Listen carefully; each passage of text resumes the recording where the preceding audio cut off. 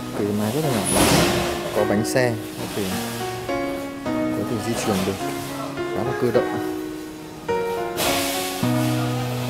Chính là cái dao cắt bằng tay. Đây là chỗ là cái cuốc lá. Điều khiển khá đơn giản, chỉ có nút bật nguồn